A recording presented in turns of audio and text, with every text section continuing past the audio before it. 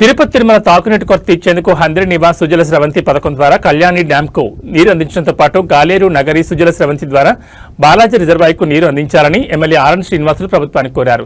తక్షణ నీటి అవసరాల కోసం 85 కోట్లు మంజూరు చేయాలని ఎమ్మెల్యే ఆర్ఎన్ శ్రీనివాసులు ప్రభుత్వానికి విజ్ఞప్తి చేశారు. అసెంబ్లీలో గురువారం ఉదయం ఎమ్మెల్యే తిరుపతి తిరుమల త్రాగునీటి కొరతపై మాట్లాడారు. తిరుపతి నగరానికి త్రాగునీరు అందించే వ్యవస్థ 30 ఏళ్ల కిందటని ప్రభుత్వం దృష్టికి ఎమ్మెల్యే తీసుకెళ్లారు.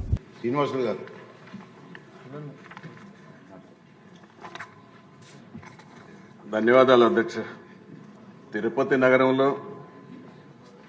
తాగునీటి సమస్య చాలా తిరుపతికి తిరుమలకు ఇంకొక పక్క చాలా ఇబ్బందికరంగా ఉంది అధ్యక్ష.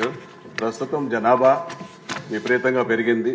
దాదాపు 1,00,000 ఇళ్లు ఉన్నాయి. వాణిజ్య సంస్థలు, హాస్పిటల్స్, హోటల్స్, హోమ్ స్టేలు, అది కాకుండా తిరుపతికి తిరుమలకు వెంకటేశ్వర స్వామి దర్శనానికి రోజుకు 70,000 నుంచి 1,00,000 మంది వచ్చే అవసరాలు ఉన్నాయి. ఎక్కువగా వారికి నీటి సరఫరా, నీటి అవసరం చాలా ఉంది. నీటి అతడి ఎక్కువగా ఉంది అధ్యక్ష. దాన్ని మనం తొందరగా తీర్చాలనేసి గౌరవ మీ ద్వారా ప్రభుత్వానికి విన్నవించుకుంటున్నాను అధ్యక్ష. అదేవిధంగా టీటీడీ వాళ్లకు 20 MLD million litre per day కావాలని 40 కోట్లు శాంక్షన్ చేశారు అధ్యక్ష. దాంట్లో ఒక 5 కోట్ల పని పూర్తి చేశారు. గత 3 సంవత్సరాలుగా మిగతా బ్యాలెన్స్ 35 కోట్లు additional pipe line Balaji reservoir నుంచి మంగళం రిజర్వాయర్ నుంచి చేసి బ్యాలెన్స్ ఉంది, పెండింగ్ ఉంది అధ్యక్ష. దాన్ని వెంటనే పూర్తి చేయాలని, ఆ పైప్ లైన్లో నుంచి వచ్చే వాటర్ని స్టోరేజ్ చేసుకునే దానికోసం పంప్ హౌస్లు, ఫిల్టర్ పాయింట్లు, డిస్ట్రిబ్యూషన్ లైన్స్ ఇవన్నీ వేయాలంటే ఇంకొక అదనంగా ఒక 50 కోట్లు కూడా చాలా అవసరం ఉంది. ఇది టీటీడీ వాళ్లకు ఒక పక్క తిరుమల, ఒక పక్క తిరుపతి, 2 అవసరాలు ఉంది. కాబట్టి టీటీడీ వాళ్ళని మీ ద్వారా దాదాపు 35 కోట్లు పెండింగ్ది, ఒక 50 కోట్లు అదనంగా ఇచ్చి 85 కోట్లతో తాగునీటి సమస్యను పూర్తిగా పరిష్కరించాలనేసి మీ ద్వారా కోరుకుంటున్నాను అధ్యక్ష.